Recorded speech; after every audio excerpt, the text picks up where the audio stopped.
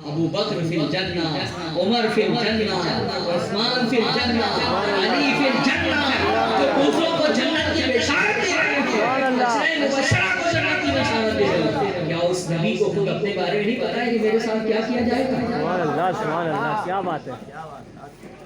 بے شمار حدیثیں ہیں. حضور نے یہاں فرما دیا کہ قیامت کے دن امت بھٹکتی رہے گی، بہت سارے انبیاء کرام کے پاس جائے گی. کس لیے جائیں گے؟ آپ کی پوری تفصیل سنیے. سب کہیں گے اذهبوا الی غیری، ہمارے سوا کسی اور کے پاس جاؤ. ہر نبی نفسی نفسی کہہ رہے ہوں گے، ہر شخص نفسی نفسی کہہ رہا ہوگا. انبیاء کرام اذهبوا الی غیری کہہ دیں گے پوری جماعت کو، امت مسلمہ کو.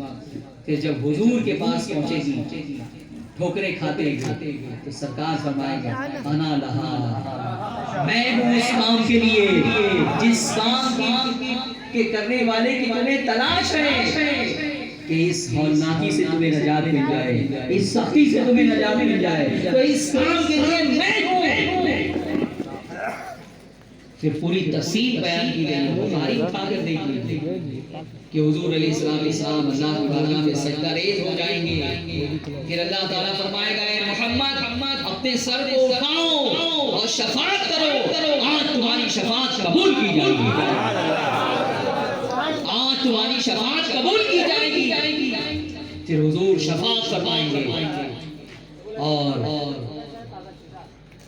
فرمایا شفاعتی لأہل الکبائر، کہ میری شفاعت بڑے بڑے گناہ کرنے والوں کے لیے ہوگی، جو ایسے گناہگار ہیں جن کے پاس اعمال صالحہ کا کوئی ذخیرہ نہیں ہے، صرف گناہوں کا انبار اور گناہوں کا جو ہے وہ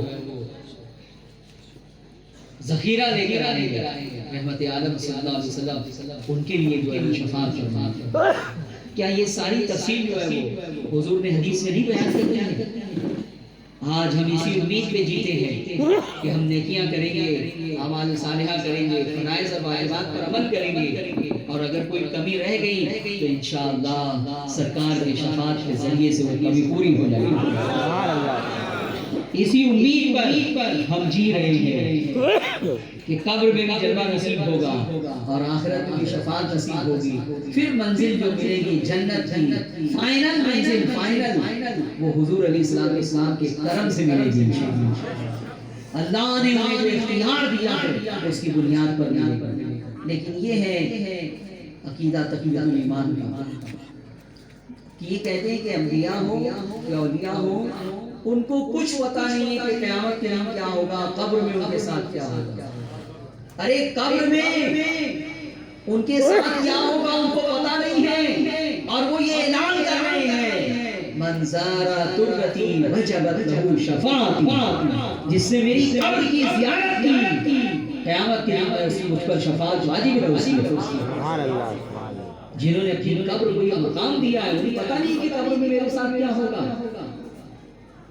بتاؤ مسلمانوں، کلکتہ کے مسلمانوں، یہ گستاخی ہے یا نہیں ہے؟ اسی طرح سے صفحہ 100 پر جو ہے وہ صفحہ 92 پر لکھتے ہیں اللہ کی شان بہت بڑی ہے، سب انبیاء اور اولیاء اس کے سامنے ایک ذرہ ناچیز سے بھی کم تر ہیں. اللہ کی شان بیان کر رہے ہیں اور کہتے ہیں سب انبیاء اور سب اولیاء اس کے سامنے ایک ذرہ ناچیز سے بھی کم تر ہیں. یعنی ایک ذرہ ناچیز کی اللہ کی بارگاہ میں جتنی اہمیت ہے اتنی بھی نہیں ہے انبیاء اور اولیاء. ایک ذرہ ناچیز سے بھی کم تر ہے. یہ لکھا ہے. بتائیے انبیاء میں حضور کے ساتھ آگے اس سے گستاخی ہو رہی ہے نہیں؟ اس کے بعد صفحہ 100 پر جو ہے ایک عبارت لکھی ہوئی ہے. ایک صحابی رسول تھے، حدیث بیان کی اسماعیل دہلوی نے کہ انہوں نے کہا کہ یا رسول اللہ میں ہیرا گیا ہوا تھا، وہاں میں نے دیکھا کہ لوگ بادشاہ کو سجدہ کرتے ہیں، تو میں یہ چاہتا ہوں کہ ہم بھی آپ کو سجدہ کریں. یہ خواہش کیوں پیدا ہو رہی ہے صحابہ کے اندر؟ اس لیے کہ دل سنیوں جیسا دل ہے، تعظیم والا دل ہے. اس لیے کہہ رہے ہیں یا رسول اللہ ہم چاہتے کہ وہاں بادشاہ کو سجدہ ہو رہا ہے، ہم آپ کو کریں سجدہ؟ تو حضور نے فرمایا منع فرمایا اور فرمایا کہ کیا تم میری قبر سے گزرو گے تو اس کو بھی سجدہ کرو گے؟ تو صحابی رسول نے کہا یا رسول اللہ نہیں، تو فرمایا پھر مجھے بھی سجدہ کرو۔ بس اتنی بات حدیث میں ہے، لیکن یہ اس حدیث کو بیان کرنے کے بعد اپنی طرف سے لکھتے ہیں اسماعیل دہلوی، یعنی کرنے اپنا معنی مفہوم بیان کر رہے ہیں، یعنی میں بھی ایک دن مر کر مٹی میں ملنے والا ہوں تو کب سجدے کے لائق ہوں؟ میں بھی ایک دن مر کر مٹی میں ملنے والا ہوں۔ ہم جیسے گناہگار لوگ مریں گے تو مٹی میں مل جائیں گے، کیا حضور علیہ السلام بھی مٹی میں مل جائیں گے؟ حیات النبی کے کیا قائل نہیں ہے دیوبندی حیات النبی کے قائل ہیں، دیوبندی اس معاملے میں ہمارے ساتھ ہیں، لیکن اس کے باوجود یہاں لکھا گیا ہے کہ میں بھی ایک دن مر کر مٹی میں ملنے گا۔ الفاظ بھی کیسے استعمال کیے جا رہے ہیں، آپ غور کریں۔ کسی بزرگ کے بارے میں مرنے کا لفظ آپ استعمال کرتے ہیں؟ اگر کوئی کہے کہ تیرے پیر صاحب مر گئے تو آپ کو اچھا لگے گا؟ آپ کی خواہش یہی ہوگی کہ یہ کہتا نالائق، بیوقوف، نادان کہ کیا تیرے پیر صاحب کا انتقال ہو گیا، وصال ہو گیا، پردہ فرما گئے۔ جو بزرگ ہوتے ہیں ہمارے یہاں جو ہے عرف عام میں ان کے لیے تعظیم کے الفاظ استعمال کرتے ہیں۔ ارے ہمارے باپ کے لیے اگر کوئی بولے کہ کیا تیرے باپ مر کر مٹی میں مل گئے تو ان کو تکلیف ہوگی، تیری ماں مر کر مٹی میں مل گئی تو آپ کو تکلیف ہوگی۔ یہ جو الفاظ ہیں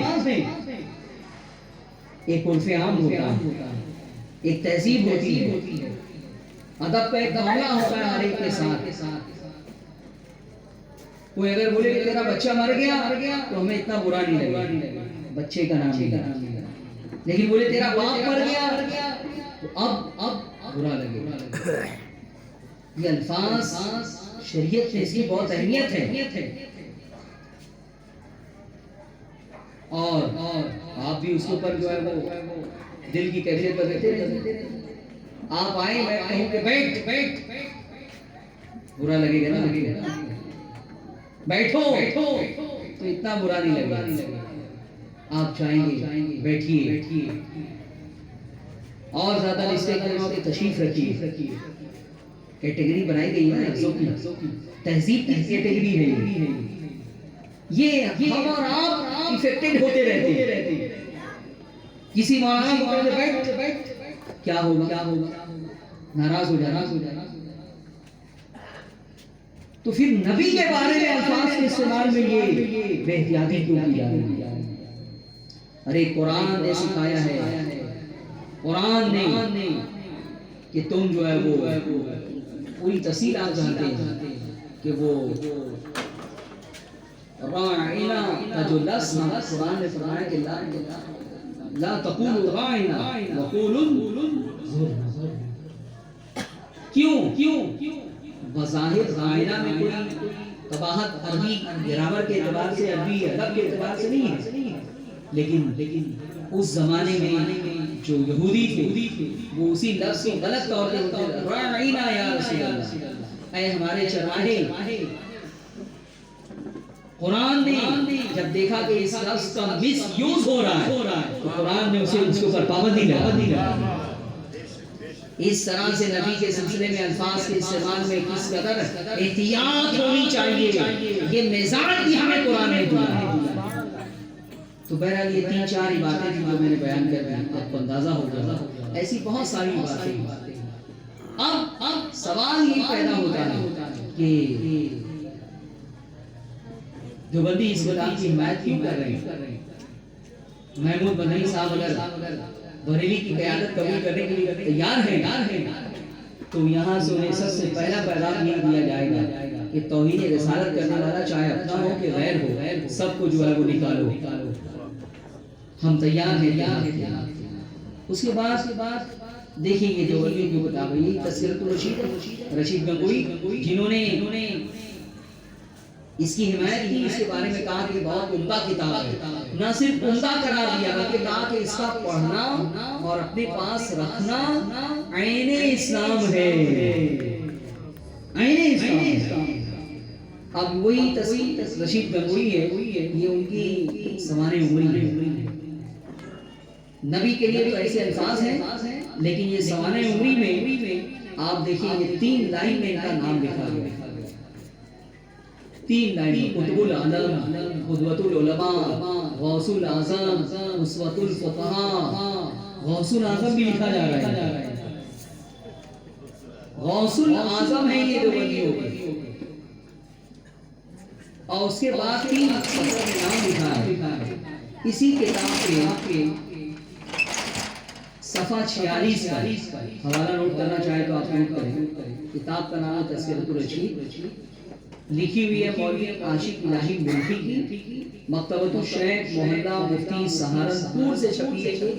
چاہیے بلاج اس کی جلد 1 اور صفحہ 46، صفحہ 46 لکھتے ہیں یہ جو حاجی عبداللہ ہے ان کا واقعہ بیان کر رہے ہیں، اور ان کو یہ لوگ اعلیٰ حضرت کہتے ہیں۔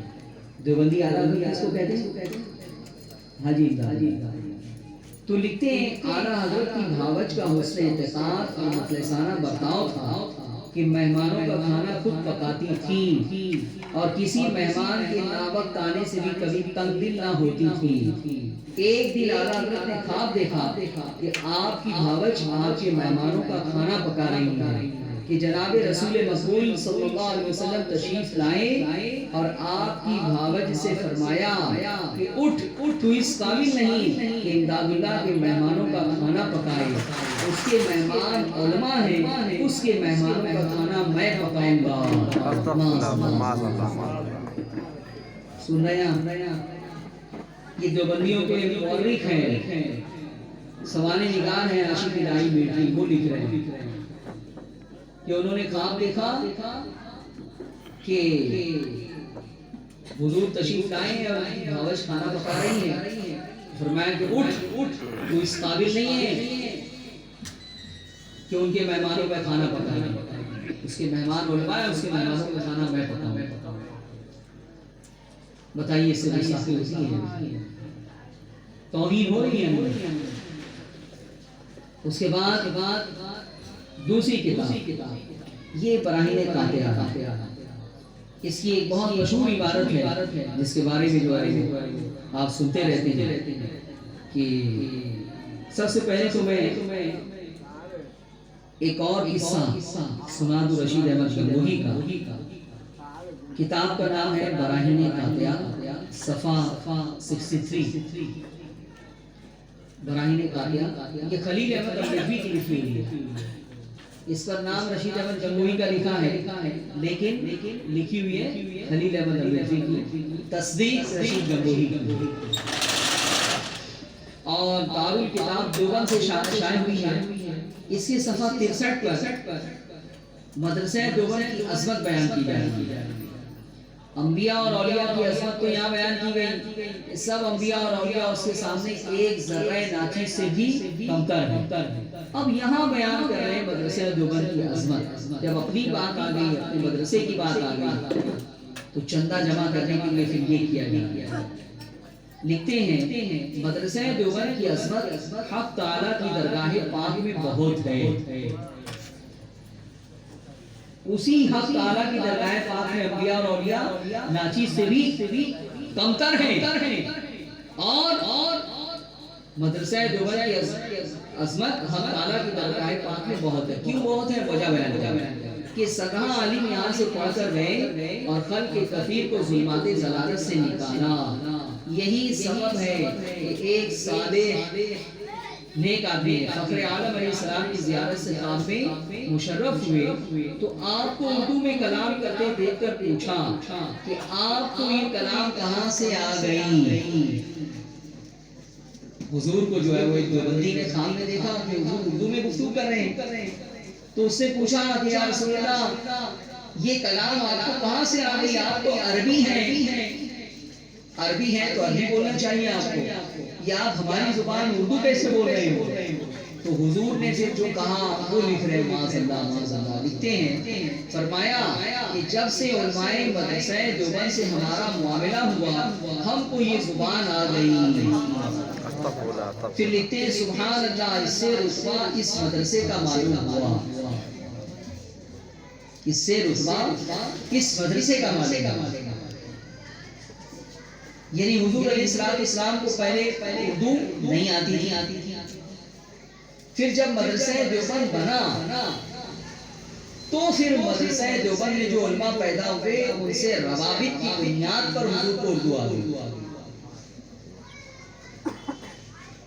اب آپ مجھے بتائیے کہ اس سے کیا یہ ثابت نہیں ہوا کہ حضور زندہ ہے اپنی قبر اندر؟ کیا اس سے یہ ثابت نہیں ہوا کہ حضور علیہ السلام مدرسہ دیوبند میں چاہیں تو آ سکتے ہیں؟ ابھی میں ان کی تقدیر پہ بات کر رہا ہوں کہ اگر تمہاری بات صحیح ہے تو پہلے تم اپنے عقیدے کو درست کرو، بغیر اس عقیدے کو تسلیم کیے ہوئے یہ واقعہ صحیح نہیں ہو سکتا کہ حضور کا علماء دیوبند سے رابطہ ہوا کیسے؟ تقیید الایمان میں تو لکھا ہے مر کر مٹی میں مل گئے۔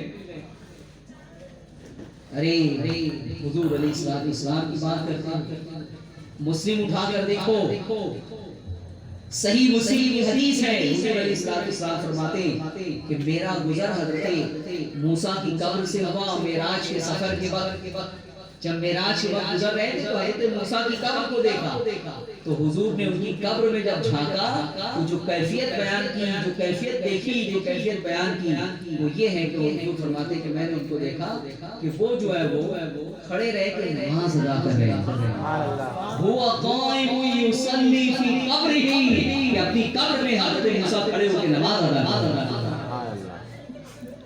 حضرت موسیٰ زندہ ہے، نماز ادا کر رہے ہیں، حضور گواہی دے رہے ہیں، مسلم شریف کی حدیث ہے، اور تم کہہ رہے ہو کہ مر کر مٹی میں مل گئے۔ پھر یہاں یہ لکھ رہے ہیں کہ علماء دیوبند سے حضور کا رابطہ ہوا تو حضور کو اردو آ گئی۔ بتائیے کیا آپ کا یہ یقین ہے؟ حضور علیہ السلام کیا ان کی محتاج ہے اردو سیکھنے کے لیے؟ الرحمن علم القرآن، رحمان ہے جس نے اپنے محبوب کو قرآن سکھایا۔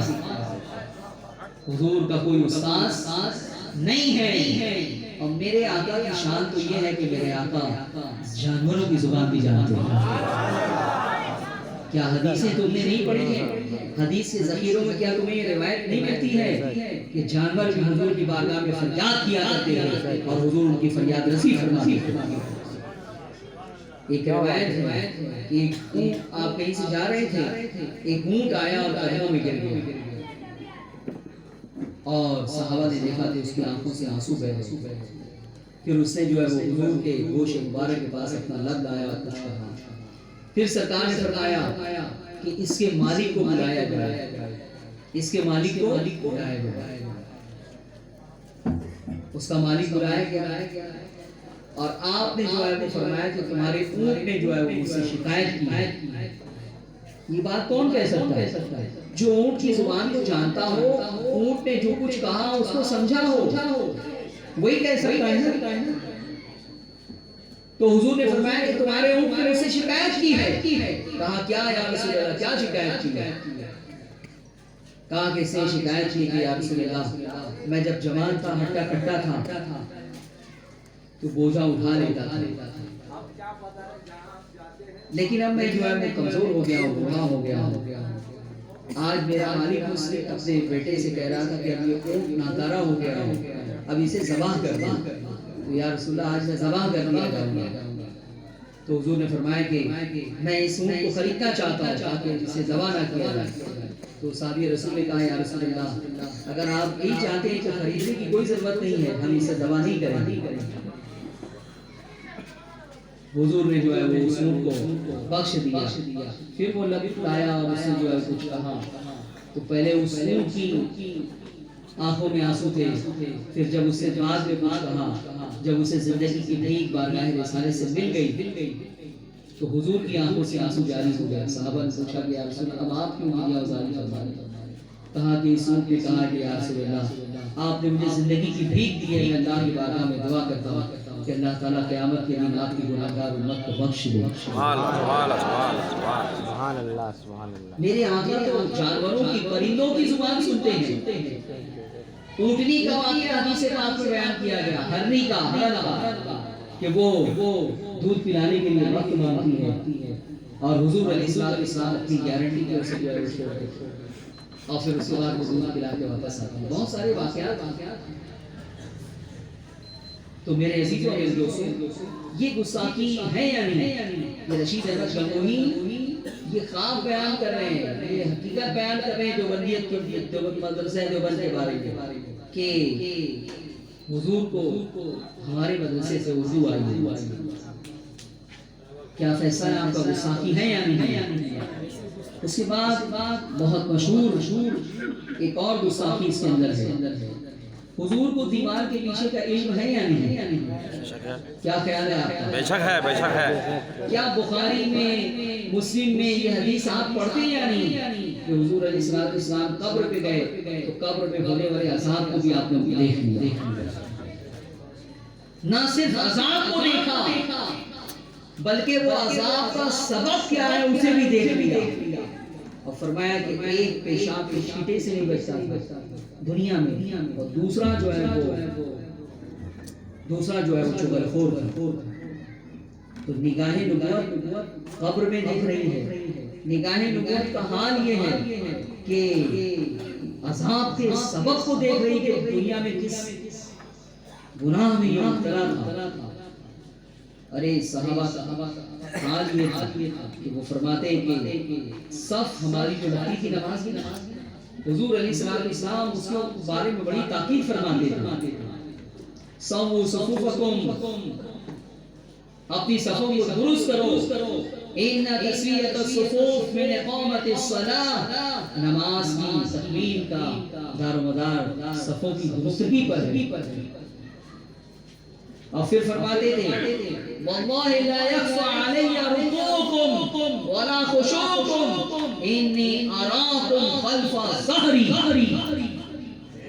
فرماتے کہ میں تمہیں اپنی پیٹھ کے پیچھے سے بھی دیکھتا ہوں تم پر. واللہ لا یخفی, قسم کھا کے فرما رہے ہیں کہ خدا کی قسم مجھ پر چھپا ہوا نہیں ہے نہ تمہارا رکوع اور نہ تمہارا خشوع. خشوع تو دل کی ایک کیفیت کا نام ہے نا, لیکن نماز میں سرکار دعویٰ فرما رہے ہیں کہ وہ چیز اور وہ کیفیت بھی مجھ سے چھپی ہوئی نہیں ہے. لیکن یہاں کیا کہا جا رہا ہے, دیوبندیوں کا کیا عقیدہ ہے؟ صفحہ 121 پر مولوی رشید گنگوہی اور مولوی خلیل احمد مٹوی کا عقیدہ بیان کر رہے ہیں. صفحہ کتاب کا نام ہوئی براہیم طاہرہ, لکھی ہوئی ہے خلیل احمد مٹوی کی, دارالکتاب دیوبند, صفحہ 121. شیخ عبدالحق روایت کرتے ہیں کہ مجھ کو دیوار کے پیچھے کا بھی علم نہیں. مجھ کو دیوار کے پیچھے کا بھی علم نہیں. اب آپ سوچ سکتے ہیں, آپ یہ کہہ سکتے ہیں کہ بھائی وہ تو شیخ عبدالحق کے حوالے سے بیان کر رہے ہیں کہ شیخ عبدالحق روایت کرتے ہیں کہ حضور نے فرمایا کہ مجھ کو دیوار کے پیچھے کا بھی علم نہیں. تو سب سے پہلے میں اس بات کو کلیئر کر دوں کہ شیخ عبدالحق محدث دہلوی نے یہ روایت اس طرح سے نہیں پیش کی ہے. انہوں نے اس کو پیش کر کے کہا ہے کہ یہ روایت بے اصل ہے, یہ روایت بے اصل ہے. لیکن انہوں نے کیا کیا کہ روایت بیان کر دی اور بعد میں جو انہوں نے وضاحت کی کہ یہ روایت بے اصل ہے اس کو چھوڑ دیا. یہودیوں جیسی وجہ سے ہے, نبی کی عصمت کو بچانے کے لیے. ایسا لگتا ہے کہ اللہ کا عذاب ہمارے اوپر اسی لیے نازل ہوا. یہ جو آج اتنی بے بسی ہم محسوس کر رہے ہیں کہ امت کا عقیدہ اس قدر جب خراب ہو جائے اپنے ہی نبی کے بارے میں تو وہ قوم پھر کبھی فلاح نہیں پا سکتی. میرے عزیزوں اور دوستوں, اس کے بعد ایک اور بھیانک عقیدہ صفحہ 122 پر لکھتے ہیں شیطان کا علم اور حضور کا علم کمپریزن ہوگا. شیطان کے علم کی حمایت کی جا رہی ہے, وہ تو ثابت ہے قرآن اور حدیث سے, اور حضور کے بارے میں کہا جا رہا ہے کہ وہ ثابت نہیں ہے. لکھتے ہیں الحاصل غور کرنا چاہیے کہ شیطان اور ملک الموت کا علم دیکھ کر علم محیط زمین کا فخر عالم کو خلاف نصوص قطعیہ کے بلا دلیل محض قیاس فاسدہ سے ثابت کرنا شرک نہیں تو کون سا ایمان کا حصہ ہے؟ پھر لکھتے ہیں شیطان کو ملک الموت کو یہ وسعت علم کا یہ پھیلاؤ علم کا وسعت نص سے ثابت ہوئی. شیطان اور ملک الموت کو جو علم ملا ہے وہ کہتے ہیں یہ تو نص سے ثابت ہے. فخر عالم کی وسعت علم کی کون سی نص سے قطعی ہے؟ سوال کر رہے ہیں ان کا. ہم جواب دیں گے کون سی نص سے قطعی ہے. تم کیسے یہ سوال کر رہے ہو کون سی نص سے قطعی ہے؟ شیطان اور ملک الموت کو مان رہے ہو کہ انہیں اللہ نے بہت علم دیا ہے، طاقت دی ہے، قدرت دی ہے. یہاں سے ایک اور عقیدہ جو ہے وہ آپ اچھی طرح سے سمجھ. شیطان کو اس وقت آپ کے یہاں ہونے کا علم ہے یا نہیں؟ بولیے. شیطان کو یہ علم ہے کہ نہیں کہ ٹرمپ امریکہ میں ہے؟ شیطان کو یہ علم ہے کہ نہیں ملک سلمان سعودیہ کا جو ہے وہ ریاض کے محل میں ہے؟ شیطان کو پوری دنیا کے لوگوں کا علم ہے یا نہیں؟ شیطان اس وقت آپ کے دل میں بھی وسوسہ ڈال سکتا ہے اور امریکہ کے کسی مسلمان کے دل میں وسوسہ ڈال سکتا ہے. آپ سے بھی گناہ کروا سکتا ہے کلکتہ کی سرزمین پر اور انگلینڈ کی سرزمین پر جو ہے وہ کسی سے گناہ کروا سکتا ہے. یہ پوری دنیا شیطان کے لیے ایک پریڈ کی طرح ہے اور اس کی پوری نظر ہوتی ہے. وہ جہاں چاہتا ہے جا سکتا ہے، جہاں چاہتا ہے جو ہے وہ سب کے اوپر اس کی قدرت ہے. یہ طاقت، یہ قوت شیطان کے لیے مان رہے ہیں، لیکن کہتے ہیں یہ ہم اس سے مان رہے کہ قرآن اور حدیث میں اس کی طاقت بیان کی گئی ہے. حضور کی کون سی طاقت بیان کی گئی ہے قرآن اور حدیث میں؟ ایک مسلمان یہ کہہ رہے ہیں، ایک مولوی جس کو غوث اعظم کا ٹائٹل دیا دیوبندیوں نے، وہ پوچھ رہا ہے کہ حضور کی وسعت علم کون سی نص ہے، کون سی دلیل ہے، کون سی آیت ہے؟ یہ مولوی پوچھ رہا ہے. پھر ملک الموت کے بارے میں، ملک الموت کو بھی اللہ تعالیٰ نے اتنی طاقت اور قوت دی ہے کہ وہ اس وقت یہاں پر ہماری بھی روح قبض کر سکتے ہیں اور اسی وقت امریکہ میں اگر کسی کی روح نکالنی ہے تو وہاں بھی جا سکتے ہیں. پوری دنیا میں ایک ہی وقت میں ملک الموت کو اتنی طاقت ہے کہ بے شمار افراد کی روح نکال سکتے ہیں. اگر دو طیارے فضاؤں میں ٹکرائیں، 500 افراد اس میں ہو تو ملک الموت کو اتنی طاقت قدرت اللہ نے دی ہے کہ وہ ان ٹکرانے والے طیاروں میں سے ان کی روح نکال دے گی. ایک طیارہ یہاں گرے، ایک طیارہ اسی وقت جو ہے وہ یورپ میں گرے تو وہ ادھر کے لوگوں کی بھی روح نکال دیں گے اور ادھر کے لوگوں کی بھی روح نکال دیں گے. یہ ساری قوت، یہ ساری طاقت قرآن اور حدیث میں شیطان کے لیے، ملک الموت کے لیے بیان کی گئی ہے کہ اللہ نے ان کو اتنی طاقت قدرت دی ہے. طاقت قدرت نہیں دیتا اللہ تعالیٰ شیطان کو تو ہمارا تو نمبر ہی نہیں آتا نا. شیطان امریکہ چلا جاتا تو کلکتہ آتے آتے کتنے سال لگ جاتے. ہمارے تو 70-80 سال آرام سے بغیر شیطان کے گزر جاتے کلکتہ میں. یہاں آتے تو نمبر ہمارا آتے ہی نہیں کہ ہمارے اوپر وہ حملہ آور جو ہے وہ بتا سکے. لیکن اللہ نے اسے یہ طاقت دی. یہ طاقت رشید گنگوئی مان رہے ہیں شیطان کے لیے، ملک الموت کے لیے اور نبی کے لیے کون سی دلیل ہے؟ یہ انداز ہے ان کا کہ نبی کے لیے کون سی دلیل ہے. اب آپ بتائیے انسان کو جس سے محبت ہوتی ہے وہ اس کی خوبیاں تلاش کرتا ہے کہ خامیاں؟ بولیے. یہاں حال یہ ہے کہ اللہ کا وہ محبوب جو ہر قسم کی خامی سے پاک ہے، اس کے باوجود ان کے وجود میں خامی تلاش کرتا ہے. یہ حال ہے دیوبندی ہوتا. لیکن ہائے افسوس تبلیغی جماعت نے سارا کام خراب کر دیا. نماز کے نام پر لے گئے اور پھر بے شمار سنی، جتنے تبلیغی جماعت میں سب سنی تھے، کوئی 2 سال پہلے گیا، کوئی 5 سال پہلے گیا، کوئی 10 سال پہلے گیا، کوئی 20 سال 25 سال پہلے گیا۔ آپ کلکتہ کی تاریخ اٹھا کر دیکھیں تو میرے عزیزوں میرے دوستوں بتاؤ یہ گستاخی اور توہین ہے یا نہیں؟ اب اگر کوئی عالم دین اس کفریہ عبارت کی بنیاد پہ اس کو کافر قرار دے تو وہ عالم دین صحیح کر رہا ہے یا غلط کر رہا ہے؟ بتائیے، زور سے بولیے، صحیح کر رہا ہے نا؟ اعلیٰ حضرت نے وہی کیا ہے تو یہ اعلیٰ حضرت سے دشمنی نکال دیں۔ اور اب اس کے بعد یہ حفظ الایمان ہے، اس میں اشرف علی تھانوی نے ایک عبارت لکھی ہے، حضور علیہ السلام کے علم کو اگر آپ کو کوئی یہ کہہ دے کہ مولانا مشرف کا جیسا علم ہے ایسا تو کتے کا بھی ہے، پاگل کا بھی ہے، بچوں کا بھی ہے، تو مولانا مشرف صاحب کی توہین ہوگی یا نہیں؟ آپ برداشت کرو گے؟ آپ کے عالم دین کی اگر کوئی اس طرح سے توہین کر دے کہ ایسا علم کیسا جیسا مولانا مشرف، معاف کیجیے گا میں بس تقریب فہم کے لیے، یا میں اپنے اوپر ہی کہہ دوں، میں اپنے اوپر کہوں تو پھر اس کے علم کی وہ پہلو نکل جائے گی، اپنے منہ سے اپنی تعریف کر رہے۔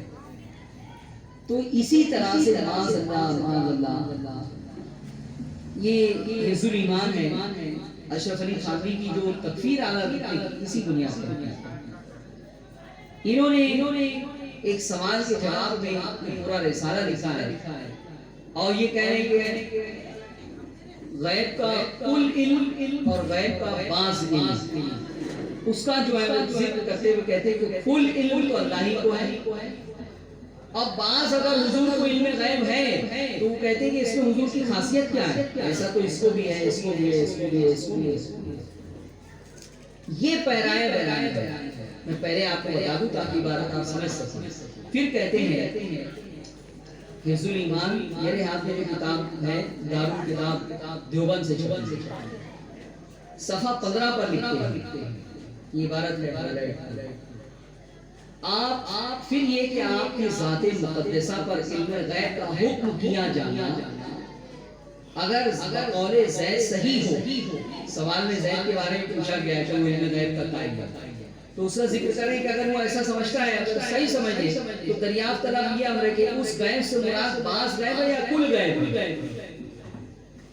تو کل کو کہتے ہو تو ہے ہی نہیں، بعض کے بارے میں کہتے ہیں اگر بعض علوم غیبیہ مراد ہے تو اس میں حضور کی ہی کیا تخصیص، ایسا علم غیب تو زید و عمر بلکہ ہر صبی و مجنون بلکہ جمیع حیوانات اور بہائم کے لیے بھی حاصل ہے۔ وہ کہتے ہیں کہ اگر بعض علم غیب ہے تو بعض میں حضور کی کیا تخصیص ہے، بعض غیب تو جو ہے بچے کو بھی ہے، پاگل کو بھی ہے، بہائم کہتے ہیں 4 پائے والے، یعنی خنزیر کو بھی ہے، کتے کو بھی ہے، گدھے کو بھی ہے، گھوڑے کو بھی ہے۔ اب آپ بتائیے کہ حضور کے علم پاک کی توہین ہوئی یا نہیں؟ اشرف علی تھانوی کا جو معاملہ آتا ہے اسی بنیاد پر آتا ہے، تکفیر اسی بنیاد پر ہوئی ہے۔ آج دیکھ لیجئے پوری بات سمجھ لیجئے، یہ کتاب ہے، یہ عبارت ہے کہ صاف طور پر وہ لکھ رہے ہیں کہ کل غیب ہے نہیں اور بعض ہے تو اس میں حضور کی خاصیت کیا ہے، بعض سے بہت لوگوں کو ہے۔ اب وہ بہت لوگ کون ہیں، وہ گناتے ہوئے کہتے ہیں کہ سبھی یعنی مجنون، پاگل، بچہ، سبھی، اور اس کے بعد سبھی یعنی بچہ، پھر مجنون، پاگل کو بھی ہے، بلکہ جمیع حیوانات، جتنے حیوانات ہیں سب کو ہے، بہائم کو بھی ہے، 4 پائے والے جتنے سب کو ہے۔ اس سے حضور کی توہین ہوئی یا نہیں؟ بتائیے۔ ایک بات یاد رکھیے کہ اشرف علی تھانوی کو اس عبارت کے دیکھنے سے پہلے تک اگر کوئی کافر نہیں مانتا تو شاید وہ بچ جائے گا، لیکن اس عبارت کو آج دیکھ لینے کے بعد اب اگر کوئی اس کے کفر میں شک کرے گا تو اسلام کا اصول ہے من شک فی کفرہ و بابہ فقط کفر، کہ جو شک کرے گا پھر وہ بھی کافر ہو جائے گا۔ ہمارا ان مولویوں سے کوئی ذاتی جھگڑا نہیں ہے، اعلیٰ حضرت ہمارے رشتہ دار ہیں اور یہ رشتہ دار نہیں ہے، ایسا بھی نہیں ہے۔ ہمارا تو کوئی رشتہ ہے ہی نہیں ذاتی، خودی رشتہ ذاتی، ہمارا رشتہ ایمانی رشتہ ہے۔ ہم امام احمد رضا سے اس لیے محبت کرتے ہیں کہ وہ رسول اللہ سے محبت کرنے والے ہیں، انہوں نے عشق رسول کا درس دیا ہے، اس لیے ہمارا مقام، ہماری نظر میں ان کا مقام بہت بلند ہو رہا ہے۔ اشرف علی خان نے بھی وہی کام کیا ہوتا تو وہی مقام اس کا بھی ہوتا۔ نہ یہ رشتے دار ہے نہ وہ رشتے دار ہے، میرے عزیزوں اور میرے دوستوں۔ اب آپ بتائیے کہ پھر سے میں ایک دفعہ پڑھ دیتا ہوں، آپ بغور سنیں۔ پھر یہ کہ آپ کی ذات مقدسہ پر علم غیب کا حکم کیا جانا اگر بقول زید صحیح ہو تو دریافت طلب امر یہ ہے کہ اس غیب سے مراد بعض غیب ہے یا کل؟ اگر بعض علوم غیبیہ مراد ہیں تو اس میں حضور کی ہی کیا تخصیص؟ ایسا علم غیب، ایسا پہلے ذکر کر دیا حضور کا، پھر کہہ رہے ایسا علم غیب تو زید و عمر بلکہ ہر صبی مجنون بلکہ جمی حیوانات اور بہائم کے نہیں۔ کوئی شک رہ گیا اسی توحید میں؟ کوئی اگر آپ کو کہہ دے کہ تیرا دانت ایسا دانت تو کتے کا بھی ہے، بتائیے کتنی بڑی انسلٹ آپ محسوس کریں گے۔ آپ کے دانت کو اگر کوئی کہے ایسا دانت تو کتے کا بھی ہے، کیا کیفیت ہوگی آپ کی؟ یہاں معاذ اللہ بہائم کا لفظ استعمال کیا، بہائم میں کتا بھی آ گیا، گدی بھی آ گئی، خنزیر بھی آ گیا، سب آ گئے اس میں جانور، کہ ایسا علم ہے تو اس کو بھی ہے، اس کو بھی ہے، اس کو بھی ہے، اس کو بھی ہے، اور گنا دیا سب کچھ۔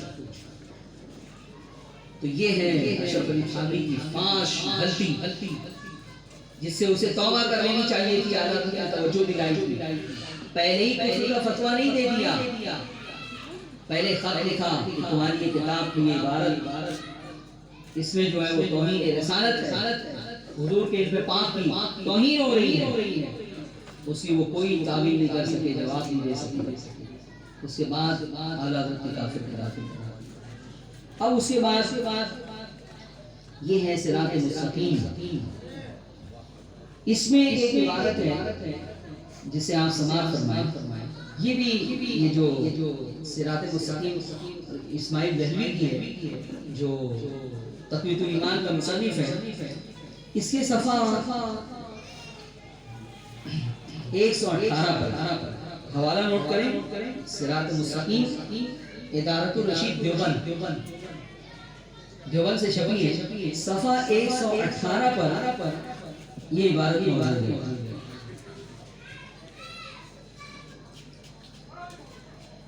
حضور علیہ السلام کا خیال نماز میں آنا، اس کے بارے میں جو اختلاف آپ سنتے ہیں، آج اس کی دستاویز آپ دیکھیں، ثبوت دیکھیں، پروف آپ دیکھیں۔ اسماعیل دہلوی ایک تو تقویۃ الایمان میں انہوں نے گستاخی کی، اس کے بعد یہاں کہتے ہیں زنا کے وسوسے سے اپنی بیوی کی مجامعت کا خیال بہتر ہے، اور شیخ یا اسی جیسے بزرگوں کی طرف جناب رسالت خواب ہی ہو، اپنی ہمت کو لگا دینا اپنے بیل اور گدھے کی صورت میں مستبرک ہونے سے برا ہے۔ انہیں کہہ رہے کہ اگر نماز میں کسی کو زنا کا خیال آ رہا ہو تو اس خیال کو ترک کر کے اگر کوئی یہ خیال کر رہا ہے کہ اپنی بیوی سے مجامعت کر رہا ہے تو یہ بہتر ہے۔ ہائے آسمان سے لٹکے کھجور میں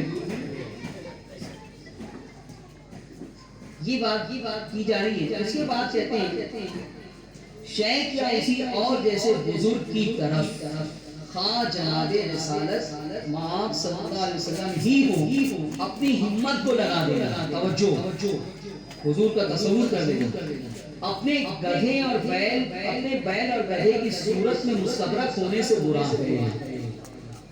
یعنی کہتے ہیں کہ نماز میں اگر کسی نے حضور کا تصور کر لیا تو گدھے کا خیال آ جاتا تو اچھا ہوتا، بیل کا خیال آ جاتا تو اچھا ہوتا، یہ حضور کا جو تصور ہے یہ بیل اور گدھے سے بھی برا ہوتا ہے۔ اب وہ اپنی سے ایک ریزن بیان کر رہے ہیں کہ میں نے کیوں برا کہہ دیا، تو وہ بیان کر رہے ہیں اس کا ریزن. وہ کہتے ہیں کیونکہ شہد کا خیال تو تعظیم اور بزرگی کے ساتھ انسان کے ذہن میں چمٹ جاتا ہے، اور بیل اور گدھے کے خیال کو نہ تو اس قدر چکیدگی ہوتی ہے نہ تعظیم، بلکہ حقیر اور ذلیل ہوتا ہے. اور غیر کی یہ تعظیم اور بزرگی جو نماز میں ملحوظ ہو وہ شرک کی طرف کھینچ کر لے جاتی ہے.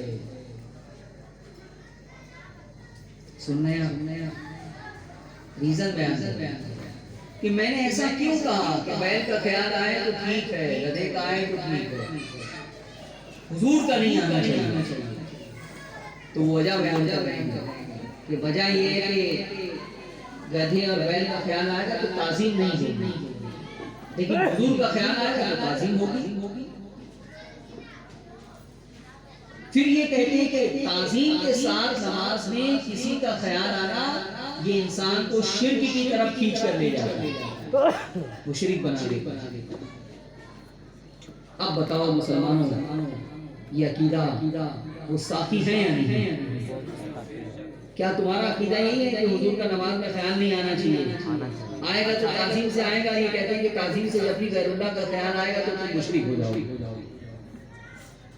امام غزالی فرماتے ہیں کہ جب نماز میں السلام علیکم ایھا النبی کہیں تحیات میں تو ایسا تصور کریں کہ حضور موجود ہے اور سلام پیش کر رہے ہیں. سبحان اللہ. حضور کا تصور کر کے سلام پیش کر رہے ہیں. سبحان اللہ. اور کیا یہ انسان کی فطرت کے خلاف نہیں ہے؟ وہ کہے گا السلام علیکم ایھا النبی لیکن حضور کا خیال نہیں آنا. حضرت یوسف کا قصہ بیان کیا گیا ہے. جب ایک عربی جسے آتی ہے، عربی جو عالم دین ہے، وہ جب پڑھتا ہے تو حضرت یوسف کا خیال آتا ہے. حضرت ابراہیم کا پڑھتا ہے تو حضرت ابراہیم کا خیال آتا ہے. حضرت یونس کا قصہ آتا ہے تو ان کا خیال آتا ہے. حضرت اسماعیل کا ذکر آتا ہے تو ان کا خیال آتا ہے. محمد رسول اللہ جب قرآن میں آتا ہے تو حضور کا تصور آتا ہے. اگر یہ منع ہوتا تو آپ کیسے پڑھ سکتے ہو اللہم صلی علی محمد وعلی آل محمد؟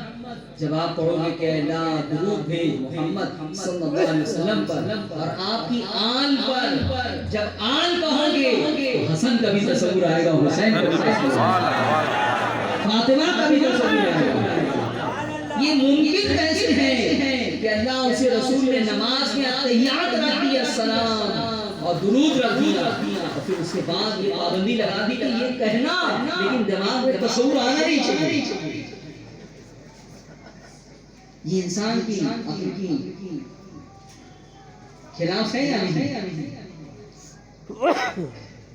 کیا آپ یہ کہیں گے السلام علیکم یا مولانا مشرف، لیکن مولانا مشرف کا تصور نہیں آنا چاہیے.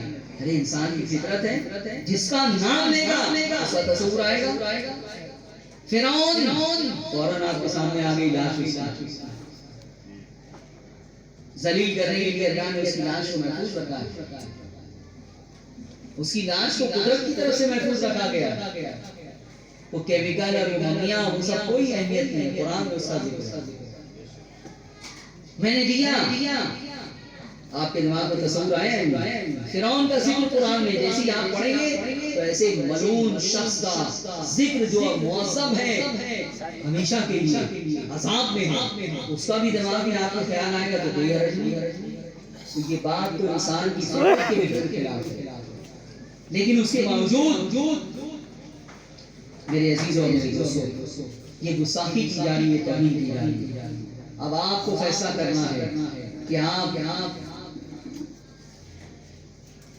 صراط مستقیم والی نماز پڑھنا چاہتے ہیں یا امام غزالی والی نماز پڑھنا چاہتے ہیں؟ کس کی نماز پڑھنا؟ اب اس کے بعد یہ رشید احمد گنگوہی، یہ میرے ہاتھ میں کتاب ہے الامداد، رسالہ الامداد. اس میں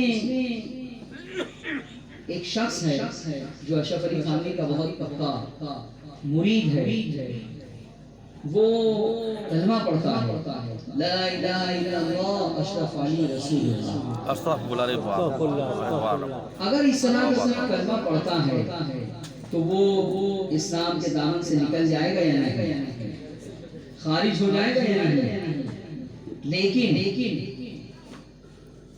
اشرف علی تھانوی کے سامنے اس نے اپنی پوری کیفیت جو ہے وہ بیان کر دی کہ میں نے اس طرح سے خواب دیکھا، پھر بیدار ہو گیا، پھر درود پڑھتا ہوں، اللہم صلی علی محمد، اللہم صلی علی سیدنا و مولانا اشرف علی، اس طرح سے جو ہے درود پڑھتا ہوں۔ یہ ساری کیفیت جو ہے وہ اس سے لکھ کے بھیج دی کہ اب جو ہے وہ کیا ہوگا۔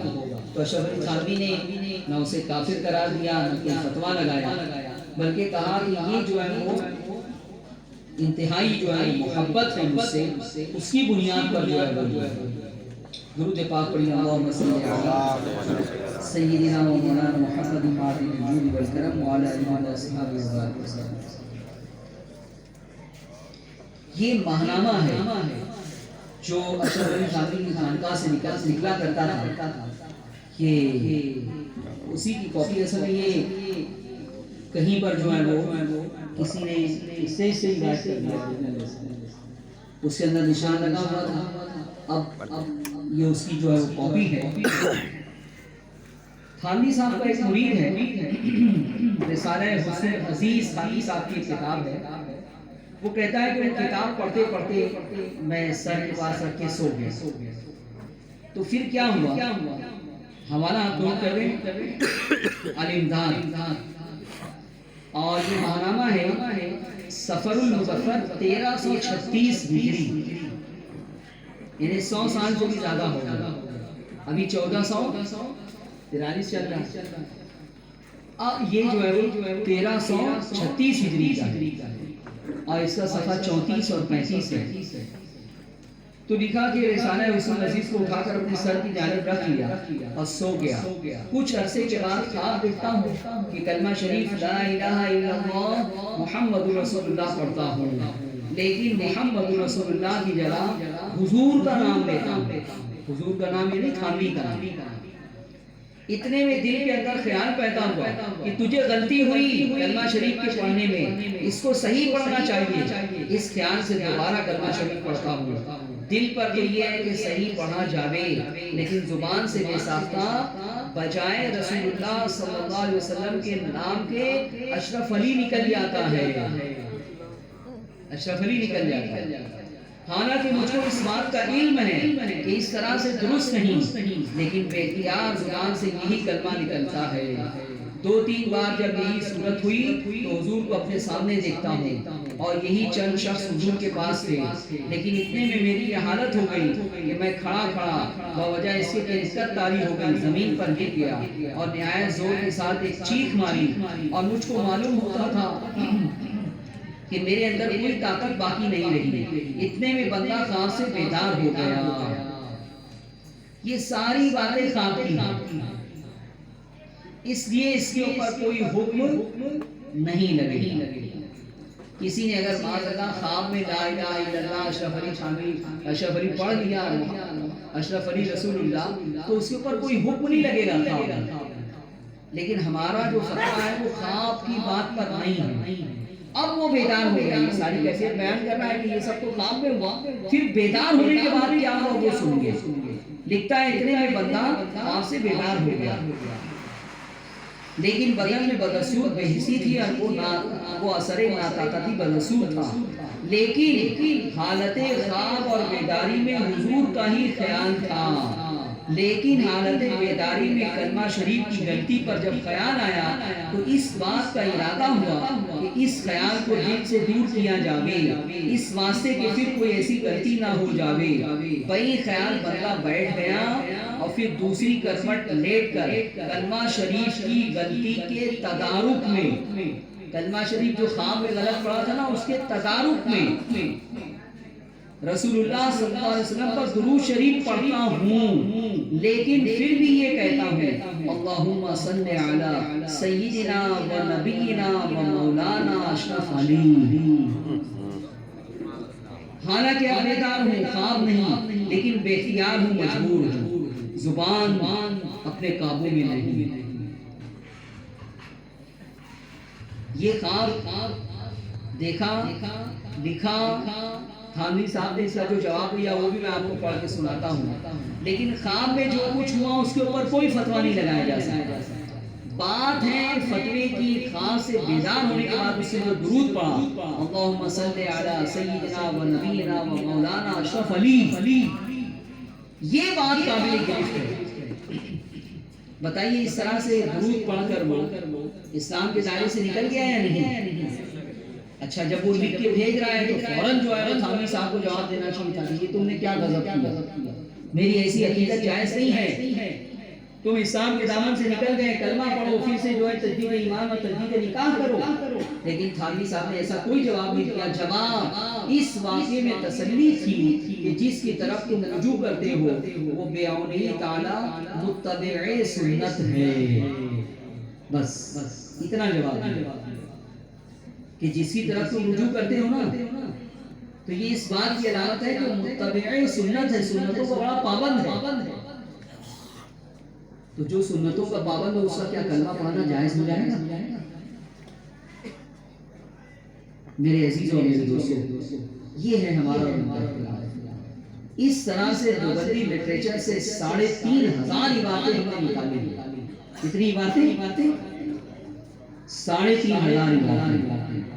اب ان تمام عبارتوں کو ہم یہ چاہتے ہیں کہ ویڈیو میں آ جائے۔ یہ کام ہونا چاہیے یا نہیں بتائیے؟ تاکہ ہم دنیا کو بتا سکیں کہ ہمارا اور ان کا جو اختلاف ہے وہ اس بنیاد پر ہے۔ اچھا یہ سب کرنے والے لکھنے والے مرا گئے، ختم ہو گئے،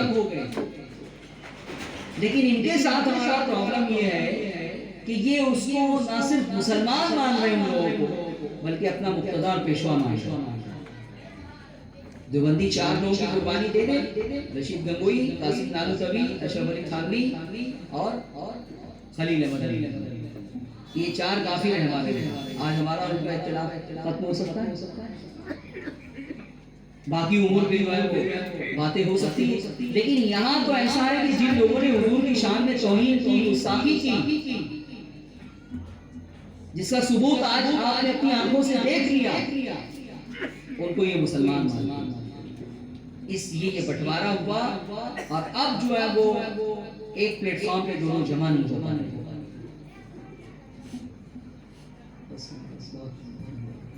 اب ایسا ہے کہ ہم ایک مشن جو ہے وہ شروع کر چکے ہیں ماضی میں بھی، اب باقاعدہ ویڈیو کا جو ہے وہ سلسلہ ہم شروع کریں گے اور بہت سارے لوگ ویڈیو بنا کے یوٹیوب پہ ڈال رہے ہیں، چینل بنا کے، اور اس کے ذریعے گمراہ کر رہے ہیں۔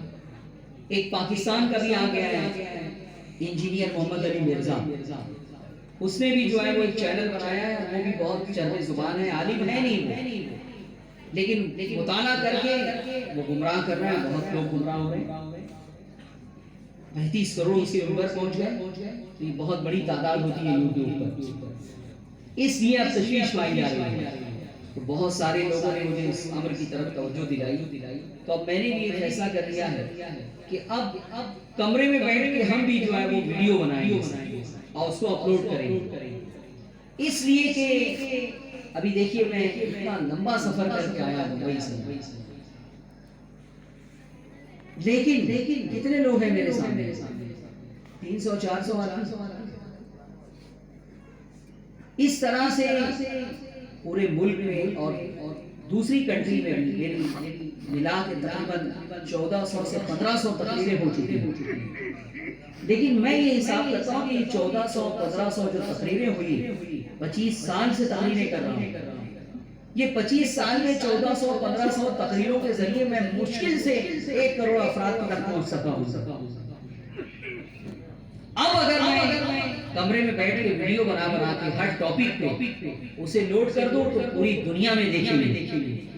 یہ جلسہ کرنے کی آپ کو ضرورت نہیں ہے، آپ جو ہے اپنے موبائل میں جس سے آپ دین دنیا سب کچھ حاصل کرنا چاہتے ہیں، اسی سے جو ہے آپ سب کچھ سیکھ سکتے ہیں۔ تو یہ کام کلکتہ کے مسلمانوں کو بتاؤ ہونا چاہیے، انداز سنجیدہ ہوگا، سائنٹیفک ہوگا، ہم قرآن سے حدیث سے دلیلیں دیں گے، 14 صدیوں میں جو علماء گزرے ہیں، جو اسلاف گزرے ہیں، ان کی کتابوں سے دلیلیں دیں گے اور ثابت کریں گے کہ ہمارا عقیدہ صحیح ہے اور ہم ہی حق پر ہیں۔ یہ جو لوگ بدلتے ہیں نا، وہ مائک توڑ تقریر سے جو ہے کرتے ہیں. ہمارے جلسے میں پڑھے لکھے لوگ نہیں آتے، ڈاکٹر ہیں، ٹیچر ہیں، انجینئر ہیں، اور آپ ان کو مدعو کرنے کے لیے جیسا پروگرام ہونا چاہیے وہ کرتے نہیں ہیں. دن میں پروگرام کیجیے، کسی فنکشن ہال میں کیجیے، اس میں ڈاکٹروں کو بلائیے، ٹیچروں کو بلائیے، انجینئروں کو بلائیے، دانشوروں کو بلائیے، بزنس مین کو بلائیے، سنجیدہ خطاب ہونا چاہیے. لیکن آپ کا ایک وہ ہے کہ بس ایسے ہی جلسہ کرتے ہیں روڈ پر. تو برا مت مانیے، برا مت مانیے. جو غیر ہے وہی کہتے ہیں کہ یہ لوگ ابھی تک روڈ چھاپ ہی بنے ہوئے، اور پڑھا لکھا طبقہ جو ہے وہ ادھر جا رہا ہے. اب مقرر بھی آپ کو ایسا چاہیے جو بس اسٹیج بھی ہلا دے، مائک بھی اتنا چلائے کہ آپ کا کان پھٹے، تو پھر آپ کو مزہ آتا ہے کہ بہت اچھی تقریر ہے. تو اس سے نقصان ہو رہا ہے. آپ اپنے مزاج کو بدلیے. ایک جلسہ کرتے ہیں آپ، کئی ہزار روپے آپ اس میں خرچ کرتے ہیں، لیکن ملتا کیا ہے اس جلسے سے آپ کو؟ یہ جو اپنے شاعر آتے ہیں، نعت خواں آتے ہیں، یہ جس طریقے سے نعت پڑھ رہے ہیں، کبھی آپ نے غور کیا کہ حضور کی بارگاہ میں کہیں بے ادبی تو نہیں ہو رہی؟ کیا ایسے ہی نعت پڑھنا ضروری ہے؟ نہیں ضروری. کیا طریقہ ہے یہ؟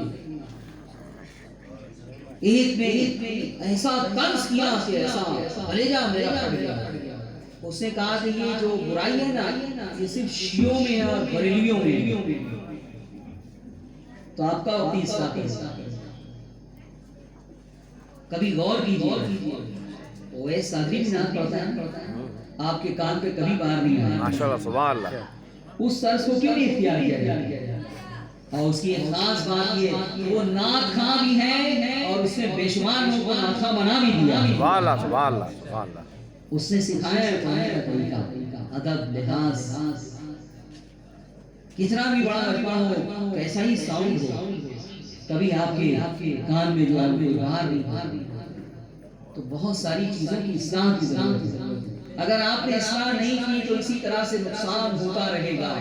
آپ پر حملہ کرنے کے لیے دیوبندی بھی ہے، اہل حدیث بھی ہیں، اور دوسرے فرقے کے لوگ بھی ہیں. وہ سب آپ کے عوام کو توڑ توڑ کے لے جا رہے ہیں. آپ کے یہاں مائنس ہو رہا ہے، اس میں پلس ہو رہا ہے. اس لیے اب آپ غور کیجیے. میں یہ نہیں کہتا کہ آپ مجھے ہی بلائیں، آپ جس عالم کو بھی بلائیں، سنجیدہ تقریر کرنے والے کو بلائیں. پہلے آپ چیک کر لیں کہ کون ہے آپ کی جماعت کے ایسے باصلاحیت مقررین، خطباء جو آپ کے سامنے کچھ سنجیدہ خطاب کریں اور آپ کو سکھا کے جائیں. یہ جلسے کا مقصد ہے کچھ سیکھنا، دین سیکھنا. لیکن ہم نے اس کو جو ہے وہ انٹرٹینمنٹ کا ایک جو ہے وہ ذریعہ بنا دیا. تو اس لیے جو ہے وہ یہ جلسوں سے اب میرا بھی دل جو ہے وہ وزن ہوتا جا رہا ہے. مجھے ایسا محسوس ہوتا ہے کہ اتنا لمبا سفر کرنا، تکلیف برداشت کرنا، پھر ہوتا کیا ہے؟ ہر چیز کے وقت ابھی آپ نے اتنا خرچہ کیا، کسی اچھے میدان میں رکھتے، یہاں آڑی تیڑی جگہ میں جلسہ رکھتے. تو ان تمام باتوں پہ غور کرنے کی ضرورت ہے. برا مت مانیے، ہر چیز کے اوپر آپ کو غور کرنا. اب یہ آپ نے رات کا جلسہ رکھا ہے، یہاں رات بھر چلتا ہے، آپ کا ایک سسٹم ہے. لیکن مجھے بتائیے کلکتہ کے مسلمان، کیا اس وقت آپ کے علاقے کے ڈاکٹر، ٹیچر، انجینئر جو مسلمان ہیں وہ اس جلسے میں ہیں؟ ہوں گے تو دال میں نمک کے برابر. ان کا حال یہ ہے کہ وہ دن میں جلسہ رکھ کے اسی طبقے کے اوپر محنت کرتے ہیں کہ ایک ٹیچر اگر ہمارا ہو گیا تو بے شمار بچوں کو ہمارا بنا لے گا. کیا کہنا، بے شک بہت ہوتا ہے. ایک ڈاکٹر اگر ہمارا ہو گیا تو اس کے پاس آنے والے بے شمار پیشنٹ کو اپنا بنا لے گا. تو بہرحال میری بات آپ کو اچھی لگے یا بری لگے، مجھے اس کی کوئی پرواہ نہیں ہے. جو غلط بات ہے وہ غلط بات کرنا میرا جو ہے وہ فرض ہے، میں وہ کروں گا. لیکن میری آپ سے التجا ہی ہے، گزارش ہی ہے کہ اب آپ جو ہے وہ زمانہ بہت بدل گیا، جنگ کا طریقہ بہت بدل گیا. آپ کو بھی جنگ کا طریقہ بدلنا ہوگا. لوگ جو ہے وہ AK-47 لے کر آ گئے اور آپ کو جو ہے وہ پرانی تلوار چلانے کے چکر میں. کیا ہوگا اس سے؟ اس لیے جو ہے اصلاح کی ضرورت ہے. تو یہ مشن ہم شروع کر رہے ہیں. کلکتہ کے مسلمان اس مشن میں ساتھ دیں گے ہمارا. میں نے کل جمعہ میں ہماری جو جامع مسجد ہے جس میں 97 سے جو ہے وہ امامت اور خطابت کرتا ہوں جمعہ فی سبیل اللہ. کل میں نے اس کا اعلان کر دیا ہے کہ مرزا کے فتنے کا جواب ہم اسی انداز میں انشاءاللہ دیں گے. اور اب ہمارا جو ہے وہ ایک پلیٹ فارم بنے گا. جلسے بھی جو ہے وہ کیے جائیں گے لیکن جلسے کم کر کے اب زیادہ توجہ جو ہے وہ بیٹھ کے کمرے میں بیٹھ کے جو ہے وہ سیڑھی بنانے کی کوشش. تو آپ اس مشن میں ہمارا ساتھ دیں گے انشاءاللہ اس مشن سے جڑیں گے. آپ کی ذمہ داری ہوگی کہ جو نہیں ہماری کلپ آئے اسے آپ خود دیکھیں اور اسے عام کریں. تو آپ ایک نمبر لکھیے. مسلم یونٹی فاؤنڈیشن جو ہمارا ادارہ ہے اس کے ذریعے کام ہوگا انشاءاللہ. MUF مسلم یونٹی فاؤنڈیشن کا شارٹ ہے MUF. تو اس میں جو ہے وہ آپ جڑ جائیں. ایک میسج ڈال دیں واٹس ایپ پہ کہ مجھے جوڑ لیجیے اس میں ایڈ کر لیجیے. تو کل آپ کو جوڑ لیا جائے گا ایڈ کر لیا جائے گا انشاءاللہ. اور کل سے ہی آپ کو لٹریچر لیکچر دونوں سنجیدہ لٹریچر اور لیکچر وہ بھیجا جائے گا. آپ اسے خود بھی پڑھیں خود بھی دیکھیں اور اسے عام بھی کریں. تو نمبر لکھیے 9323270697 9323270697. ایک دفعہ پھر میں بتا رہا ہوں آپ کو. ایک دفعہ پھر ریپیٹ کر رہے ہیں آپ اس میں آپ دیکھ لیں 9323270697. اس پر آپ جو ہے اپنی میسج ڈال دیں کہ مجھے جو ہے وہ MUF گروپ میں ایڈ کر لیجیے. انشاءاللہ آپ کو ایڈ کر لیا جائے گا اور پھر یہ سارا مواد اور میٹر بھیجا جائے گا. آپ اسے خود بھی جو ہے وہ پڑھیں اور اس کو عام کریں. اللہ تعالیٰ ہماری تمام خدمات کو قبول فرمائے اور ہمارے اعمال میں اخلاص عطا فرمائے. وما علینا الا البلاغ.